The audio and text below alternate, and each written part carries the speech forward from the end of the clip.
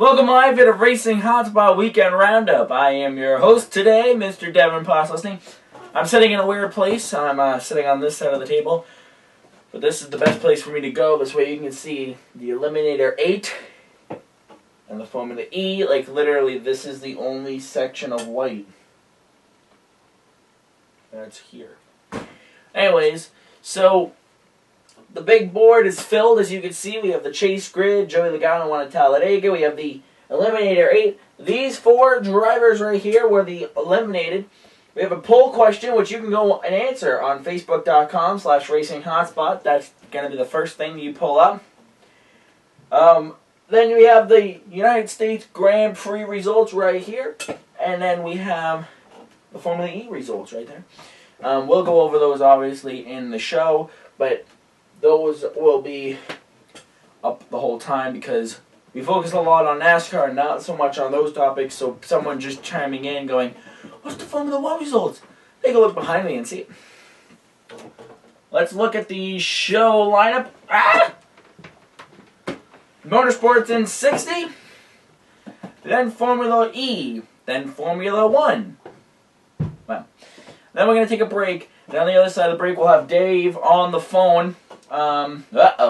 Speaking of Skype-a-roo here. Oh, it's loading up.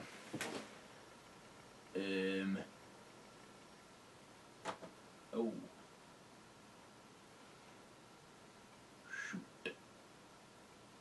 I have to remember that one. But we'll get, after this, we'll talk, Dave will be on the phone via Skype.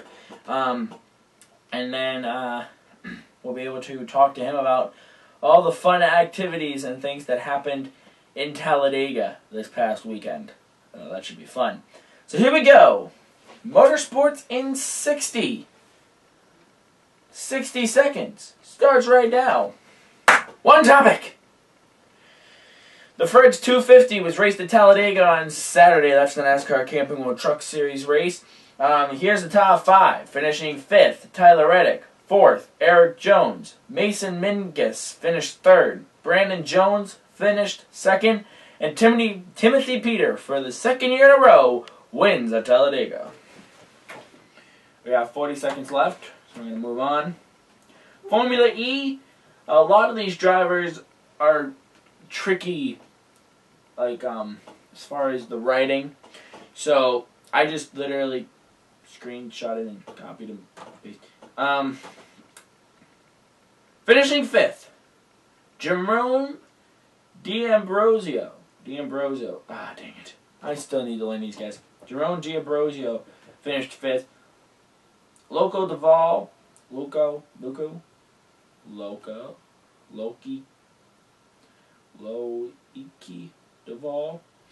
finished 4th. Nick Heidfeld finished 3rd. Lucas DeGrassi finished 2nd. And Sebastian Buemi won the race. He started on pole and he posted the fastest lap. Okay. Now to Formula One here. They raced the United States Grand Prix. So Mother Nature is not a fan of NASCAR, but they're a fan of Formula One apparently. Because obviously you can race Formula One in the rain, but she was there. Maybe she's a fan of NASCAR. She's just like that fan that comes and ruins everything. Or sets things... Whatever, not the point. So Formula One, here's the top 5. Sergio Perez finished 5th. Max Verstappen finished 4th. Sebastian Vettel finished 2nd. And Nico Rosberg... Wait, Sebastian Vettel finished 3rd. Nico Rosberg finished 2nd. And Lewis Hamilton has won the United States Grand Prix at the Circuit of the Americas. So, 2 things I want to talk about real quick. Just gotta put them up on here.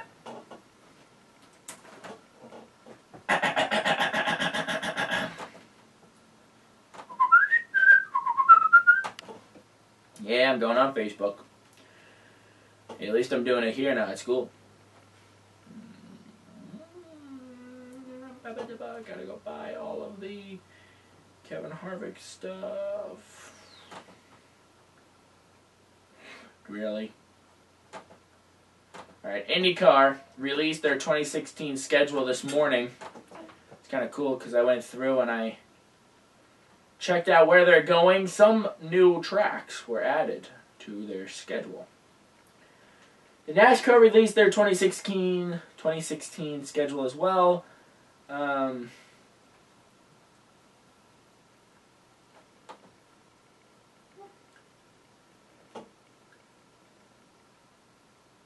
Hold on.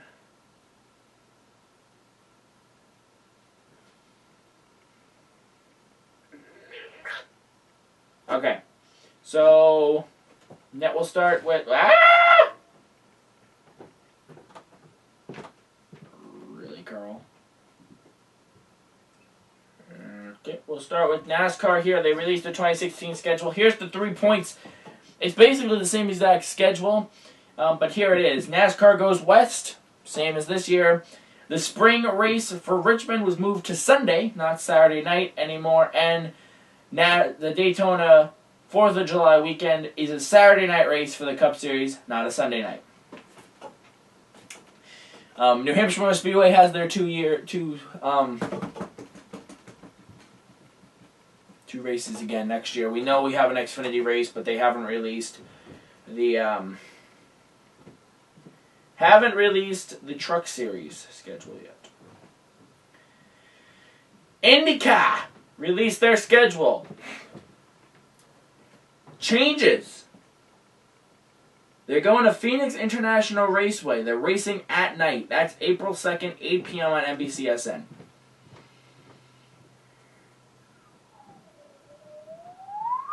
And the other one that I'd love to be there, we're going to look into it, is September 4th, the Streets of Boston, 2 p.m. on NBCSN. Like I said, I hope that we can try to get there. And we just got to look at how much tickets are. But that's 2 hours away from us, and that would be awesome.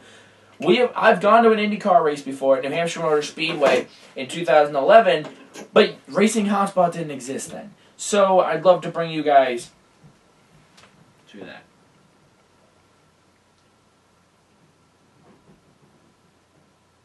Alright. So we're going to take a quick break. On the other side of the break, we'll have Dave with us. We'll talk about NASCAR. So until we see each other on the other side of the break, don't click that mouse. We'll be right back.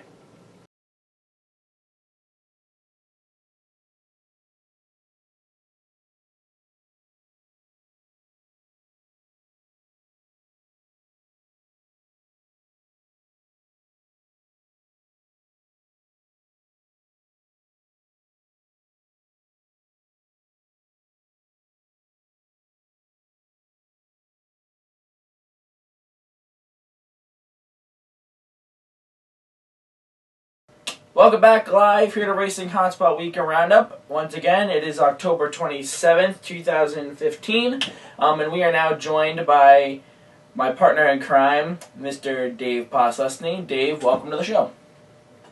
Hey everybody, how you doing? I'm sorry that I'm not on screen today. I had a minor oral surgery on Friday, and I look like a chipmunk, so I prefer not to be on screen. Understandable.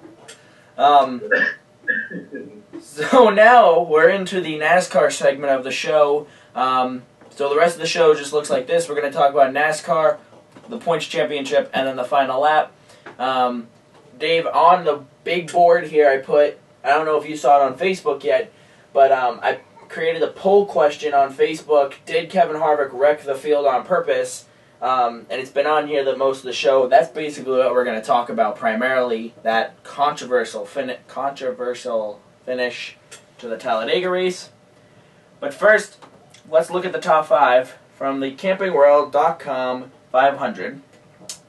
Finishing 5th, Carl Edwards. Brad Keselowski finished 4th. Jeff Gordon finished 3rd. Dale Earnhardt Jr. finished 2nd. And Joey Logano won. And that basically means he swept the contender round, right? Yeah. Okay, yeah. It could have been done before, but of course it couldn't have been done before because it was kind of like a new thing, so. Yep, basically. So we'll just go quick because of your oral surgery. You said I'll do most of the talking. A little different. I hate that word, but it is the truth. So the Talladega race was basically 75% of it was green flag laps. Boring. Which funny because it was my prediction. I actually had said that to my roommate, and I said I'm almost willing to bet this race is going to be relatively boring and a whole lot of passing up until the last 20 laps. I couldn't have called it better.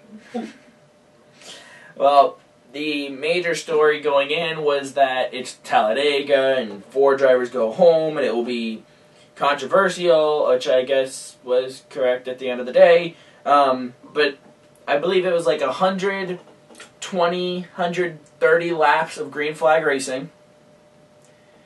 Then we had a caution. We went about another 30 laps of green flag. And it was kind of weird because they went into green flag pit stops. The whole field came in except for Greg Biffle. Now, when you think of Talladega, you don't think the leader being close to the most of the field.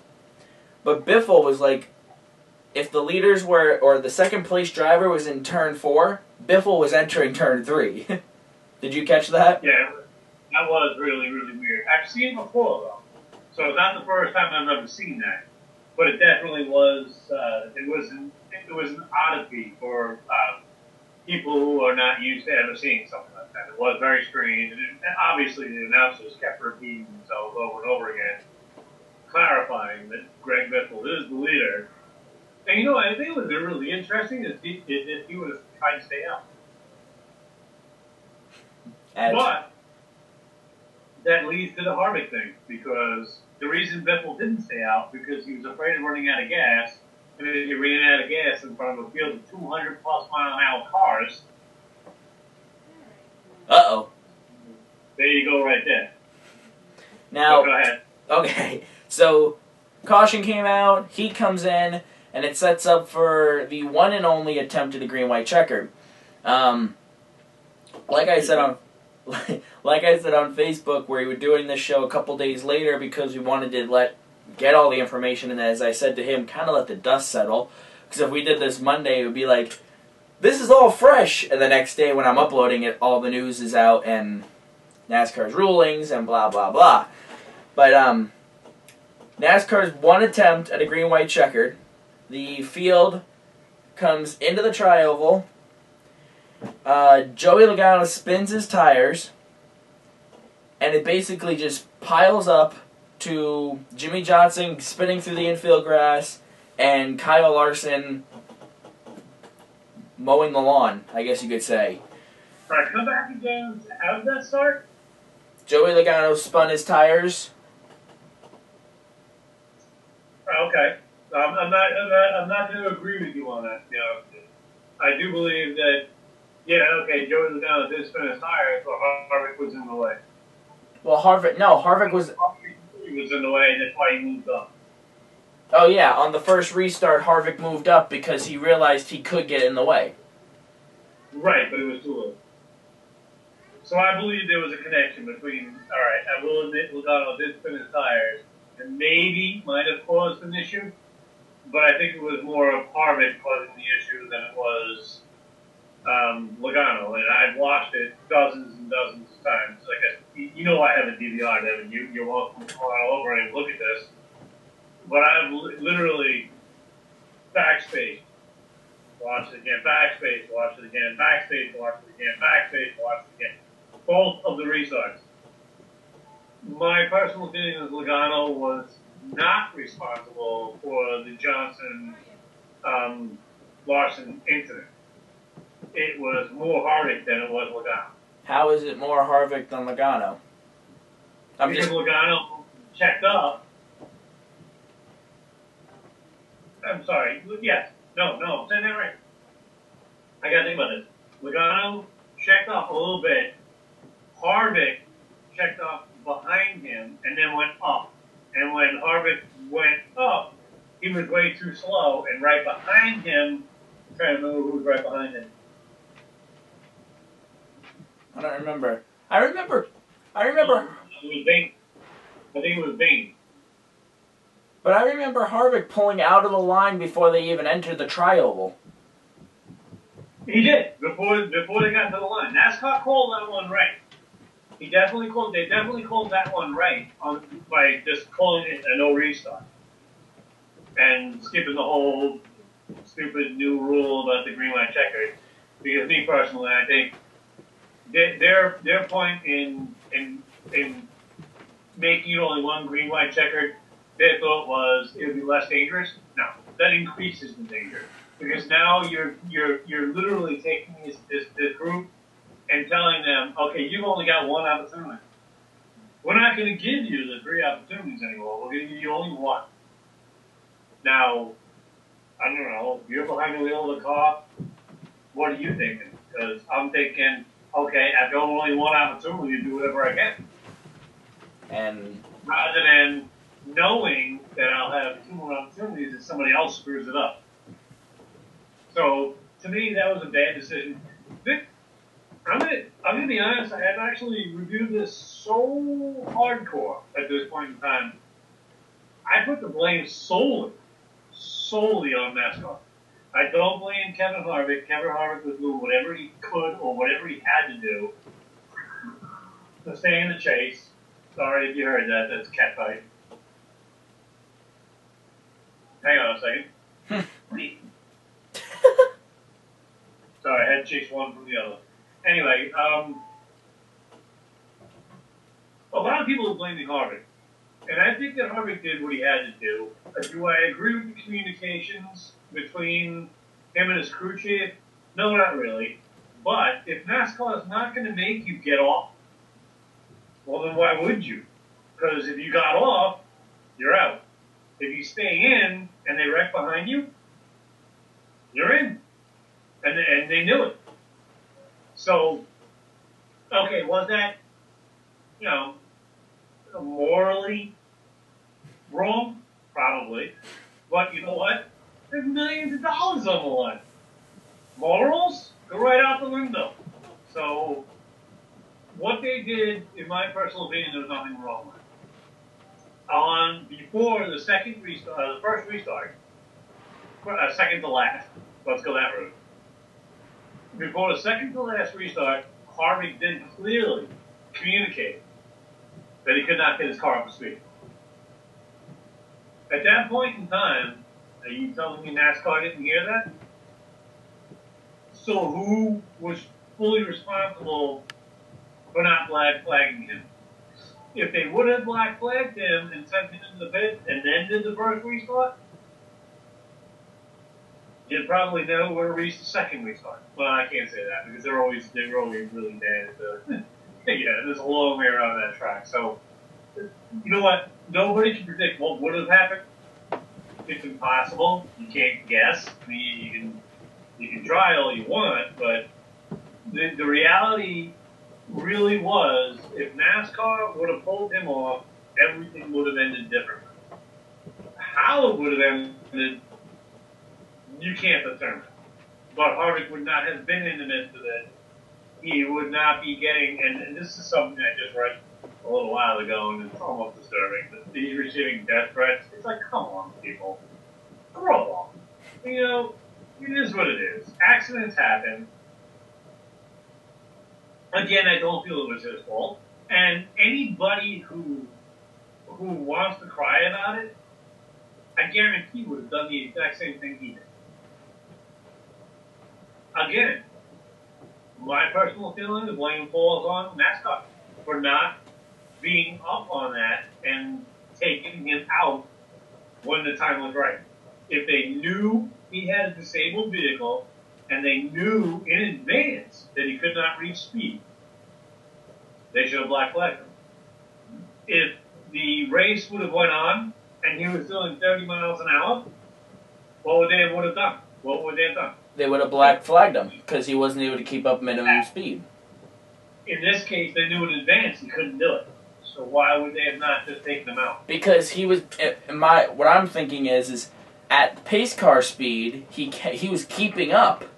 So NASCAR was kind of thinking, all right, he's out there, but what if he's able to get going? You know what I mean? What if in the draft he's able to get going and keep up? You know what I mean?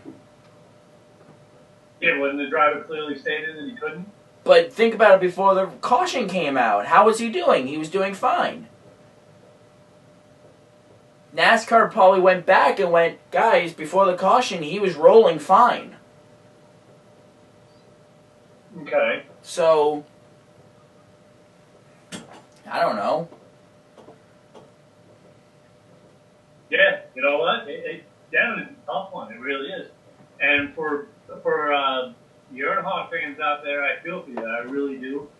And quite frankly, I don't believe in any way, shape, or form that NASCAR would have made that winning decision without serious review, because they're aware that that Earnhardt is like, well, what does he got, 80%, somewhere around that, of the fan base.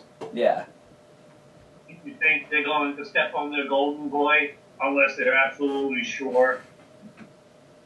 You know what I mean? Yeah. So the bottom line is, and that again, I've reviewed that a million times, and I agree with you. It's extremely hard to determine. But I do believe that the footage that everybody keeps showing where Earnhardt was ahead, the caution lights were already out. You don't see the caution lights until they go into turn one. Or, yeah. You know what? Yeah, I think that's right. The NBCSN caution bar. Right. See, now that's just it. If you look at the never mind the NBCN bar, when they showed that, that was being done by the officiating. Just an FYI, that was actually done by NASCAR, not the network. The network were instructed to show that via NASCAR. Because the only thing that's going to possibly catch something like that is going to be the computer system. Simple as that. So what they did is NASCAR insisted that NBCSN showed that little box with the caution light in it. Yeah. Okay. That is the most accurate view you could possibly get. But then again, you could also question it. Okay, I'm looking at the caution light in the little box. How do I know that happened at the exact same time as what we're seeing on the track? Yeah. Well, you don't. The network doesn't. I don't. But the computers do. And that's what NASCAR went by. If you actually listened to the aftermath recording of Logano, his crew chief specifically told him, get in front of him, stay in front of him, get in front of him, stay in front of him, stay in front of him, stay in front of him, stay in front of him. Keywords, get in front of him, stay in front of him. Because what had happened is the crew chief knew that he was in front when that caution came out. Then what you were dealing with after that was Earnhardt kept going and passed him. So what you saw on NBCSN was Logano letting up because of the caution light, and Earnhardt going by him.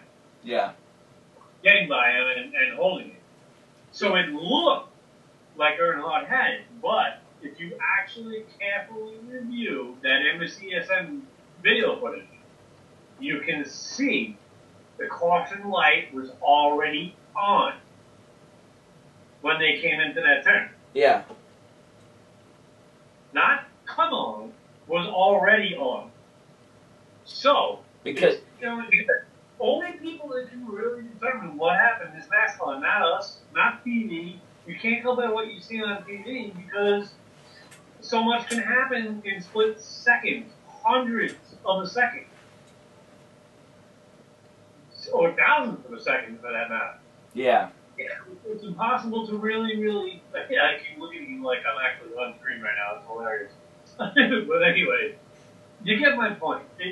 I think that all in all, with the finish, NASCAR made the proper decision. But it should never happen that way because they did not make the proper decision, and Harvick should have been pulled off. I understand where you're coming from with the car looks okay, but he had already said on the radio he can't get the car going. He didn't say the speed. He only said the speed before the second restart, where he said he can't keep going more than 30 miles an hour, and the crew chief said, don't care, block wherever you can. Yep. And so then there's no guilt there. In my opinion, there's no guilt there on Harvick's part. He did what he had to do. He did what he was told to do. Like I said, millions of dollars on the line. If you're out, you just lost tons of money. See, people are upset because, holy cow, I can hear myself through your mic. What? What? I said I could hear myself through your microphone. I know, I heard you. I said I'm sorry. Oh, I didn't. I said you're loud. What do you want me to tell you? It just tripping with me. Anyways, people are going by how, like, with the running order, you know how they have, when the caution comes out, the running order bar goes yellow? People are saying, like, well, look, when the running order bar goes yellow, Dale Earnhardt Jr. is in front of him. But it's like, do you think that's linked? That's not linked up with their automatic system. That's a guy in the trailer watching the graphics. Oh, caution! Boop! You know what I mean? That's a guy from the network, not NASCAR. Yeah, exactly. The graphics trailer for NBC. Or whatever. But, Well, all in all, I'm actually getting the gist that you and I slightly disagree with the way that happened. You seem to believe that Earnhardt was in the lead. I know you're saying you're not sure, but when we've been talking about it off air, you kind of been leaning towards it looks like Earnhardt won because you had said you hope they re-review this. well, because at first of all, I wish there was an onboard with one of the two drivers, Logano or Earnhardt. This way, you can look ahead up track and see the caution lights, and when they come on, and then look at the bumpers. You know what I mean? But there probably is, just they're not releasing it. But it is what it is. In all honesty, NASCAR has the electronic timing and scoring. I agree with you that when they follow the cars coming in, and when they're equal with the camera, you know what video I'm talking about, and then they go away and you see the caution lights, they're not just turning on, they're already on. Because that set of 3 lights, the middle light is green. They have those traffic lights all the way around the track, and you see other videos during the race where, like, the fence camera that like rotates quickly with the field. You know what I'm talking about? Yeah. When they're looking down track, there's usually a light right there, and you can see that in the 3 lights. My markers are over there. In the 3 lights, you have the 2 outside are yellow and the 1 is green. So if the camera is spinning and that middle light is already off, you kind of got to go, oh, caution was out. The lights were already on. So two things are missing. An aerial view. That would be nice. Because that would give us a lot of a different perspective. And when you see the video of Logano actually leading by I don't know, half an inch, somewhere around that, when you actually see the video that they went by, you cannot see any caution lights because they're all facing the other way. Yeah, exactly. That kind of sucks. So it's not really showing you, and that's why they had to put that little box in the corner and make you know when the light was coming on.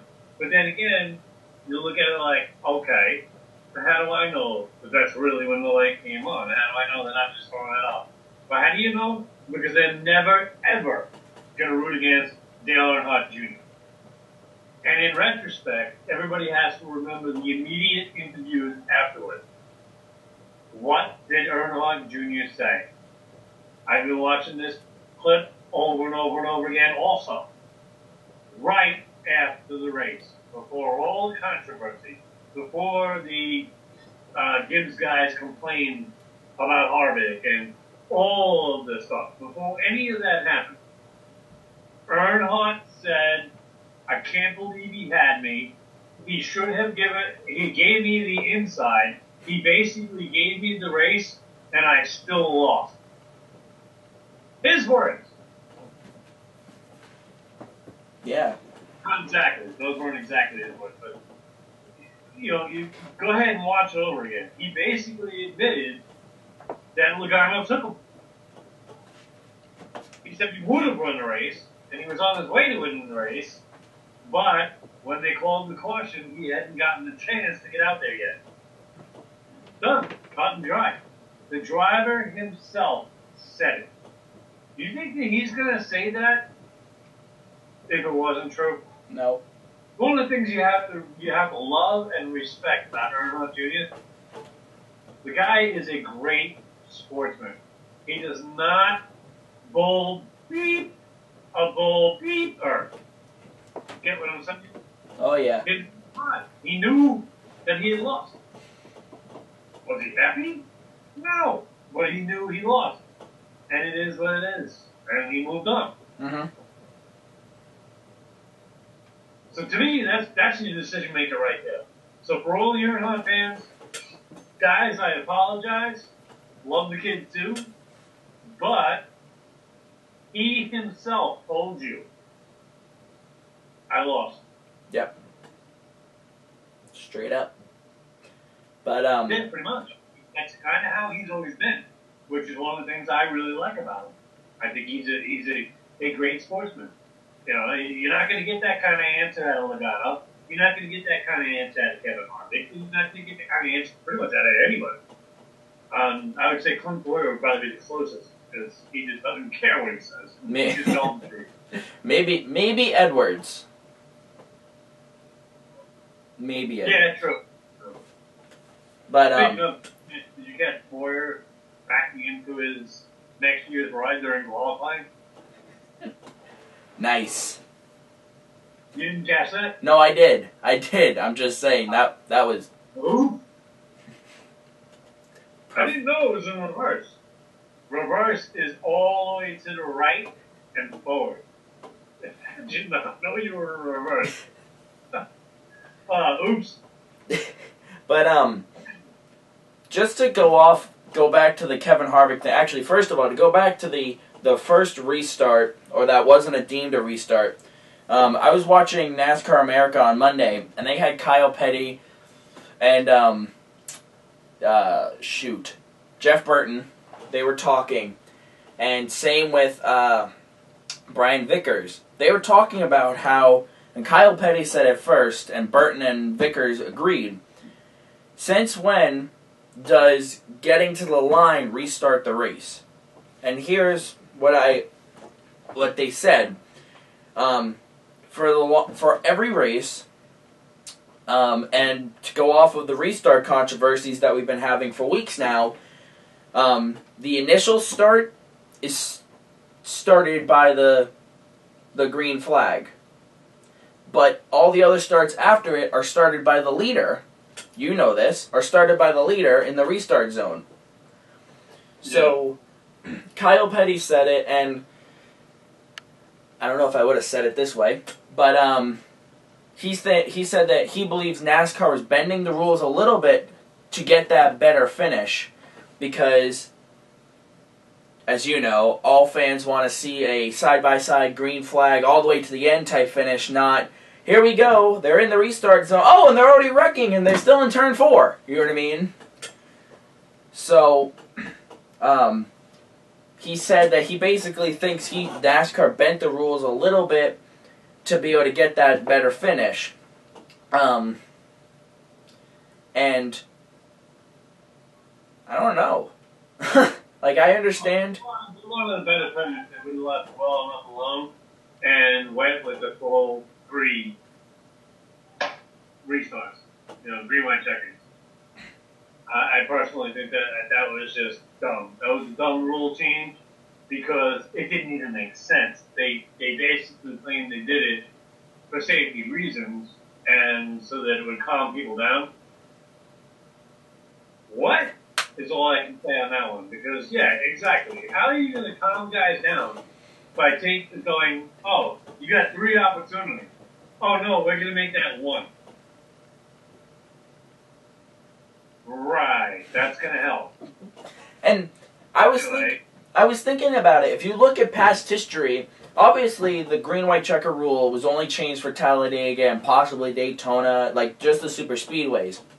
But if you think about past history, all the other Daytona, all the other plate races, when they have multiple green, white checkers, the first one's always the craziest, the second one's a little better, and the third one they usually finish on the green. And here's my line of thinking, and agree or disagree with me here. The first one, they're all like, okay, let's go, go, go, like you said. The second one, they go, all right, let's use the knowledge we just learned in this restart prior to this now. And then the third one's like, okay, I know what to do now to get by these 5 different people to get to the lead. Would you agree with me on that? Yeah, the only thing I would disagree with is on the third, well, whether it be the first, second, or third, however the race finishes, they almost always wreck in the back of the field. From the middle on back. Agreed. But that's just that's everybody looking for that last freaking possibility of position because at Talladega, a lap 2, you can make up 9 positions. I mean, that's just a number I'm pulling in my head. You can make up anywhere from 1 to God only knows how many positions if you make it through that. So the bottom line is everybody just goes at it. It's wreck or prevail, one or the other. And, it always does wind up, I would say, almost, 90% of the time, there's always a big mess at the end of the race. It's just guys just trying to get whatever position they can get. Exactly. And that's regardless of chase or anything else. It's a big money difference between 17th and 18th. So if you can make that 1 position, well, hell, if you can make up 9 and get yourself into 8 because everybody else wrecked and you managed to get through it, that's a $buck difference. And that's what pays these guys to keep going. I mean, it's not like they're not, sponsorship aside, they're not doing this stuff for free. Actually, they're not doing it sponsor-wise for free, but, sorry. I got a Martin, just stepped on the keyboard. Thankfully, didn't knock you off. But, I don't know. All in all, Talladega was crazy. It was a good race. We can go in for hours, him and I, going back at talking, debating, and discussing whether or not Kevin Harvick actually turned right into Trevor Bayne to spin him out and cause an accident. But we don't have all night. So, anything else you want to talk about real quick before we... No, I guess we're pretty good on this. I mean, we both got our opinions. Me and you seem to be pretty similar. It's just, it's craziness out there. And the reality is, nobody should be blaming anybody in specific. They all did what they thought they had to do to, make death threats and whatnot. That's just plain stupid. You're an idiot, and I hope you fall off the edge of a cliff. That's just, that's my point of view. I'm not exactly an Harvick fan. I don't dislike him, but I'm not in any way, shape, or form holding blame. If you want to hold blame, blame should be held on NASCAR because if they knew he had issues, they should have done something about it. They could have ran that caution as long as they won. They could have evaluated him. They could have done anything. They could have radioed in and said, hey, what's going on with your car? You got issues? And if he said, yes, they could have taken him out. So, in my personal game, anything that happened there kind of happened because NASCAR not making that decision. But even if they made that decision, does not mean Earnhardt would have won. You don't know that. Earnhardt had an extremely good car. So did Joey Logano. As a matter of fact, there were a few more behind them that actually had pretty damn good cars. For all we know, Earnhardt could have went into turn 1 on the restart and blown an engine. You never know in racing. Actually, in any sport. I mean, right now, you're probably not watching, but my dad's watching the World Series with the Mets and the Royals, and he came down. He came down here and he's like, first hitter, first inning, first pitch, an in the park home run. For who? Kansas City. What? You just don't know in sports on what's going to happen, regardless if you're in the elements with a bat and a ball, or with a ball and you have the net to get it into with soccer, or if you're sitting in a car, as the people at my school would probably love me saying this, driving around in circles, even though it's more to it than just that, but another discussion. You just never know how it's going to wind up. Yeah. Well, just so you know, 1-1 right now. Nice. Should be a good game. All right. So, I'm going to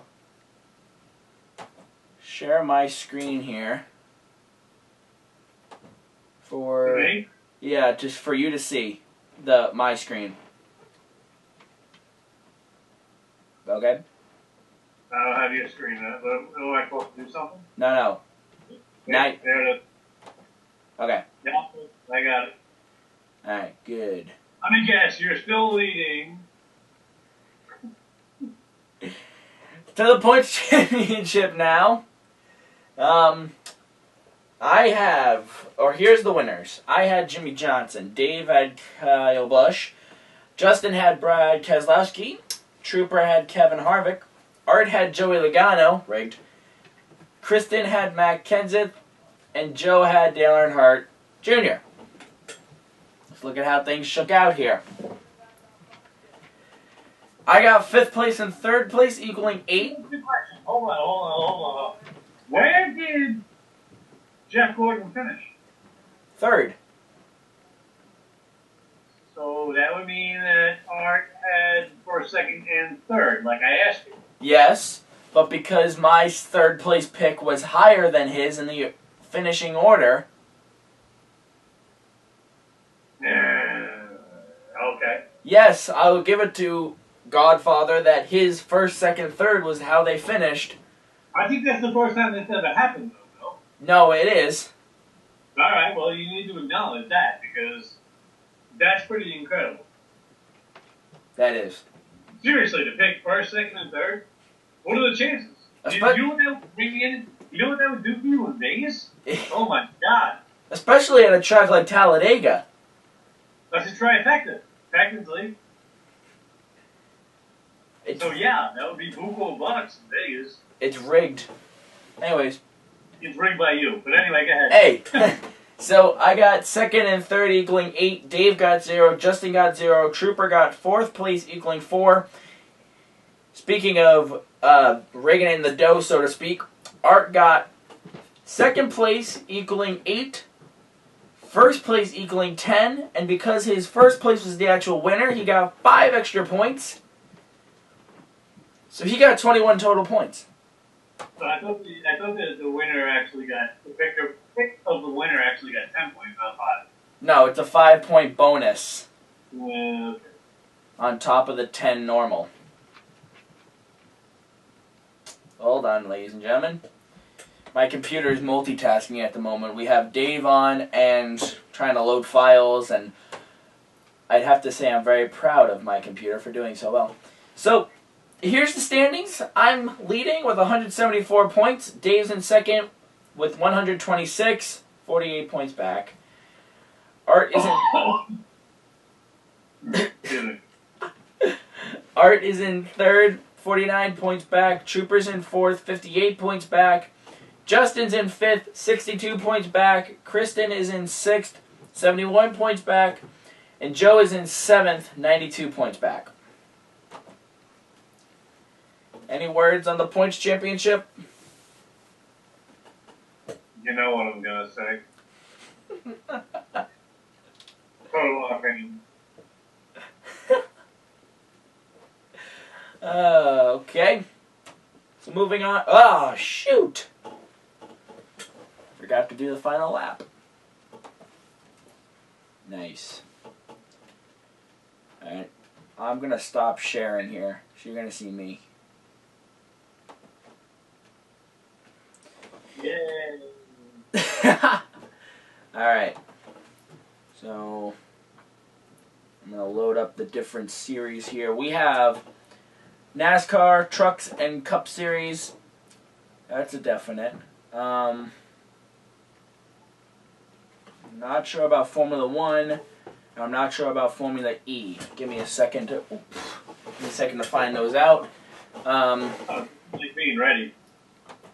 I know, right? I'm like the master of being ready.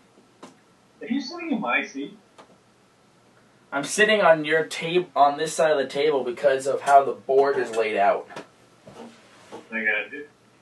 Don't worry, your seat is over in the corner still. Just an FYI, on the Skype thing, the board is kind of blurry, but I don't think it would be on the regular camera. Alright. Well, the computer cameras for the Skype are not that good. They're not that high quality as compared to the camera you use. Yeah. Well, he's screwing around. I just want to let everybody know the picture of me is the stock photo. That's actually me wearing his little sister's hat. I don't think I was exactly sober.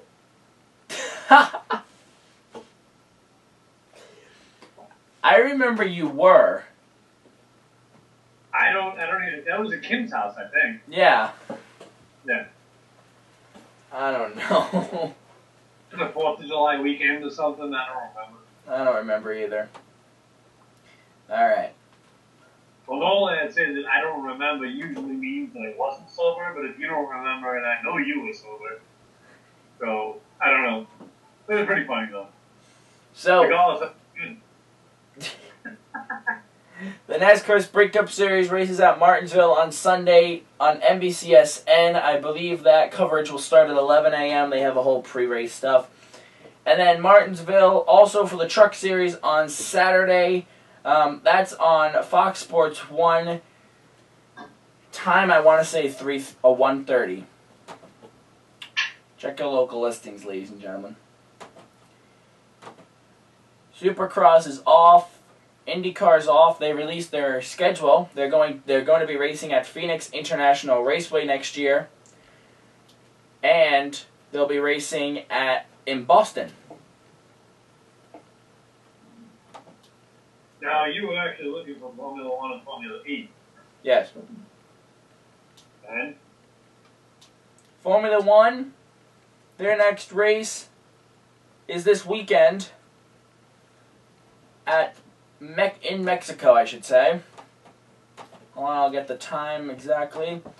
Formula E is loading up. Like I said, I'm very proud of my computer. It's actually running well under pressure.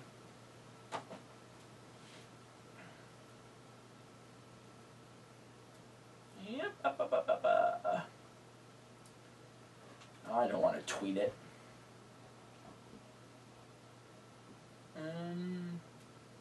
Where's the schedule?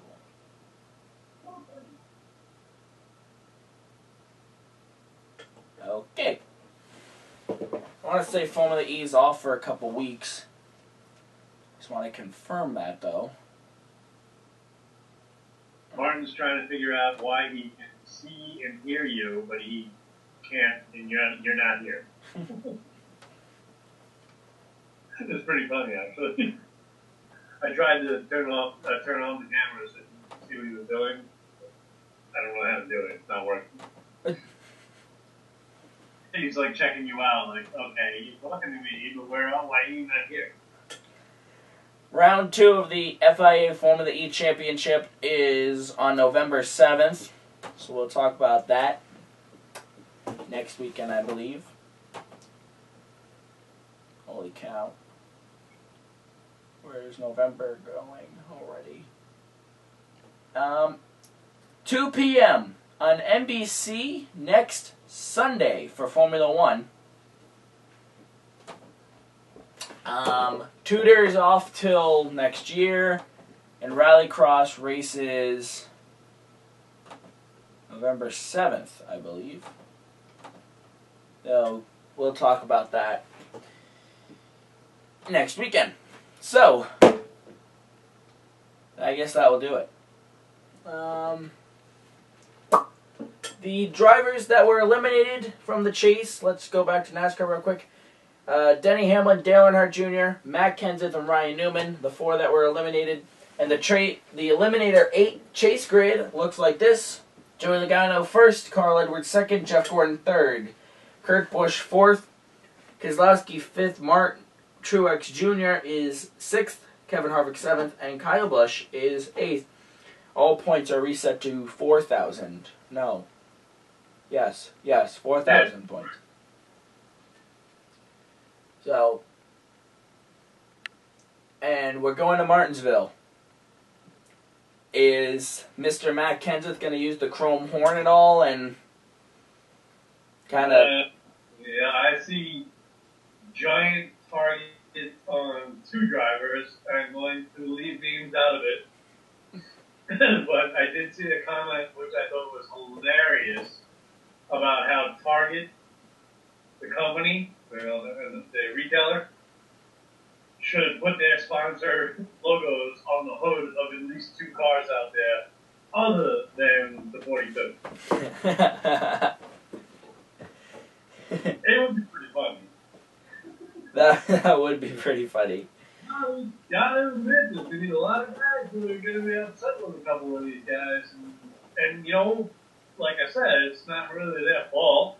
I mean, oh my God, Logano won. What a criminal. You know, that's what you're supposed to do. Alright. Well, I guess that will do it for our show. I gotta put this together and get ready for school tomorrow. Woo! Well, I'm glad that I was able to get in because I honestly would have canceled this week, but we just had to talk about this. There's just been so much controversy, so many comments, so many different points of view. And you know what? We've stated ours, but whether or not we're right, that's the whole story. You know, NASCAR makes the decision, and there's nothing any of us can do about it. Yep. Like it or not. Agreed. Beyond that, I'm all set. Alright. So, until we see each other next weekend when we're recapping the NASCAR race from the paperclip, the Formula 1 race from Brazil, and that's it. Have a good week, everybody, and hopefully so-and-so here will be back in studio next weekend. But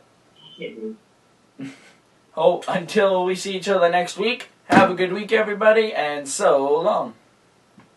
Good night, all.